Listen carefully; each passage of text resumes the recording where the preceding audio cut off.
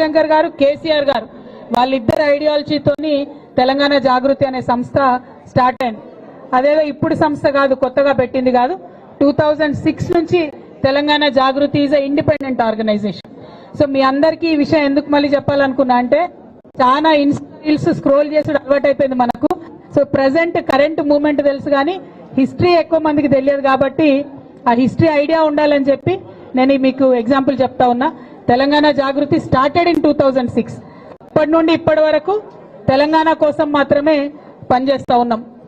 ఎందుకే అందరూ అంతగానో మాట్లాడుతున్నారు? వినిపిస్తుందా? మైక్ వెనుక వరకు వినిపిస్తుందా? వినిపిస్తా సార్, ఓ వేసుకోండి అట్లా. సో నా రిక్వెస్ట్ మీ అందరితో ఏంటంటే we have to make sure Telangana's identity is preserved.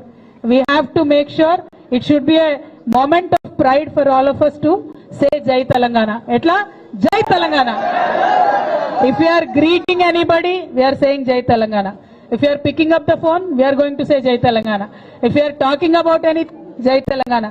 If you are fighting about anything, Jai Telangana. We should not forget Jai Telangana even if we forget breathing. Enduku cheptunna ante just because oka 60 years kinda మనం మర్చిపోయినాం కాబట్టి మనని తీసుకెళ్లి ఆంధ్రాలో కలిపేసారు. మనకు separate identity లేదు, rights లేవు, మన water తీసుకుపోయినారు, మన జాబ్స్ తీసుకుపోయినారు. అందుకోసం ఫైట్ చేసి స్టేట్ తెచ్చుకున్నాం. 10 years అయింది. 10 years మంచిగా ఉన్నాం. Many people were happy. ఇప్పుడు మీరు గల్లీలలో తిరుగుతుంటే కూడా మీరు చూస్తుంటారు. ఇప్పుడున్న సీఎం రేవంత్ రెడ్డి గారిని నేనైతే ఎన్నడూ వినలే. అన్ని బూతులు, అంత భాష మరి అట్లా తిడతా ఉన్నారు.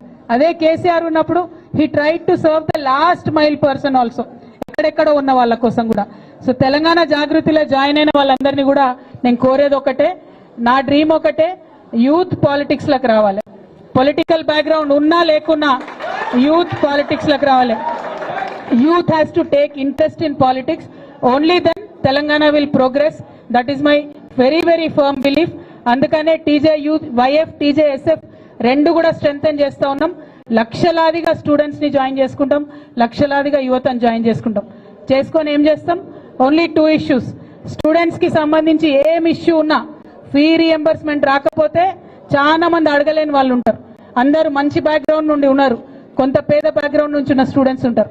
వాళ్ళందరికీ హెల్ప్ అయ్యేటట్టు వాళ్ళ గొంతుగా మనం క్వశ్చన్ చేస్తాం. We will fight until fee reimbursement is given to each and every student. As on today కూడా 8,000 crores పెండింగ్ ఉంది. సో అది వచ్చేంత వరకు కూడా రాము యాదవ్, టీజేఎస్ఎఫ్ స్టేట్ ప్రెసిడెంట్, వారి ఆధ్వర్యంలో కంపల్సరీ స్టూడెంట్ ఫీ రీఎంబర్స్మెంట్ మీద పనిచేయాలని చెప్పి నేను మీ అందరికీ రిక్వెస్ట్ చేస్తున్నా. మా ఆడపిల్లలు వచ్చిండ్రు, చిన్ను వాళ్ళకు కూడా పదే నేను చెప్పిన ఒకటే, మనకు స్కూటీలు ఇస్తామని చెప్పి రేవంత్ రెడ్డి గారు ప్రామిస్ చేశారు. ఎవరికి? ఆడపిల్లలకి 18 years అండ్ అబౌవ్. అవునా కదా? దానికోసం ఫైట్ చేయాలా మరి? ఆడపిల్లల స్కూటీలు మనకెందుకులే అనుకుంటురా? లేదు కదా, మగపిల్లలు కూడా ఫైట్ చేయాల్సిందే. సో స్కూటీల కోసం కంపల్సరీ టీజేఎస్ఎఫ్ ఆధ్వర్యంలో ప్రతి కాలేజ్ లో ఫైట్ చేద్దాం, ప్రతి కాలేజ్ లో కమిటీ వేసుకుందాం. స్కూటీలు ఇచ్చేంత వరకు రేవంత్ రెడ్డి గారు నిద్ర పోకుండా చేద్దాం. ఓకేనా? ఓకే, గట్లాంటిరా జై తెలంగాణ అనాలి. ఏమనాలి? ఇంకొక మాట చెప్తాను నేను ఇలా. జై తెలంగాణ అంటే మంచి ఇక్కడ నుండి రావాలంటే పిడికిలెత్తి జై తెలంగాణ. నేను ఎప్పుడు ఒకటే అంట, జై తెలంగాణ అన్నప్పుడు పిడికిలెత్తని వాళ్ళు నేనైతే తెలంగాణ వాళ్ళు అనుకోని పోయి. ఓకేనా? ఒకసారి చూస్తే ఎంతమంది తెలంగాణలో ఉన్నారు.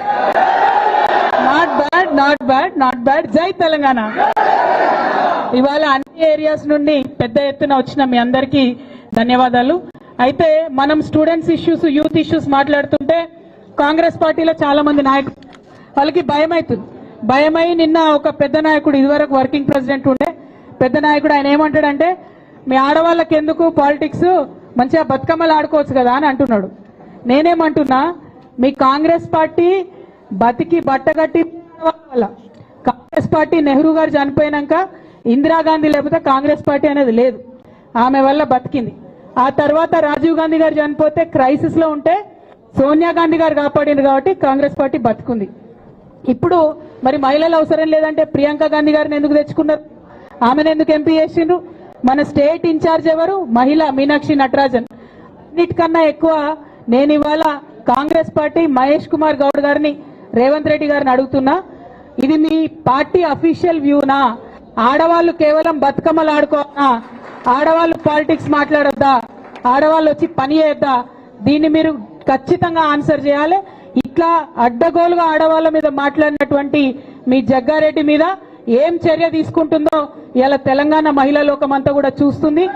మీరు చర్యలు తీసుకోకపోతే ఖచ్చితంగా రానున్న రోజుల్లో మేము బుద్ధి చెప్తాం. నిర్మలమ్మ అంటే జగ్గారెడ్డి అన్న వైఫ్, ఆమె ఇలా టీఎస్ఐసి చైర్మన్ గా ఉన్నది. నేను నిర్మలమ్మను, జగ్గారెడ్డి అన్న బిడ్డ ఉన్నది జయమ్మ, ఆ అమ్మాయి కూడా పాలిటిక్స్ లా తిరుగుతుంది. నేను వాళ్ళిద్దరిని రిక్వెస్ట్ చేస్తున్నా, అమ్మ మీ నాన్న మహిళలకు క్షమాపణ చెప్పే వరకు జర ఇంటికి వస్తే ఫుడ్ పెట్టకండి అమ్మా, ఎందుకంటే మహిళలు లేకుండా ఏమీ కూడా నడవదు.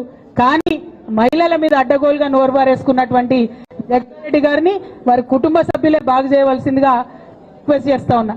ఇక మనకు బీసీల కోసం మనం పర్సంటేజ్ ఇవ్వండి, 42% రిజర్వేషన్ ఇవ్వండి అని జాగృతి ఫోర్ ఫ్రంట్ లో ఉండి ఫైట్ చేస్తుంది. దాంతో బీజేపీ వాళ్ళకి భయం పట్టుకున్నది. వాళ్ళేంది, రఘునాథ్ లాయర్ ఉంటాడు, ఆయన లాయర్ అంటే తెలుగులో వకీల్ అంటారు, మీకు తెలుసా? ఆయన వకీల్ కాబట్టి వంకర టింకర మాట్లాడొచ్చు అనుకుంటున్నాడు. ఏది వస్తుంది మాట్లాడిండు నిన్న. నేను రఘన్నను ఒకటే అడుగుతున్నా, రఘన్న మెదక్ నుండి ఎంపీగా ఉన్నారు మీరు, మీ బీజేపీ వాళ్ళు బీసీ బిల్లు పాస్ చేసి పంపుతారా పంపరా? ఇది ఒకటే మాట స్ట్రేట్ గా చెప్పు, నువ్వు వంకర టింకర మాట్లాడకు. బీజేపీ వాళ్ళు బీసీ బిల్లు మీ దగ్గర ఉన్నది, అక్కడ పంపుతారా పంపరా? మీకు బీసీల మీద ప్రేమ ఉన్నదా లేదా?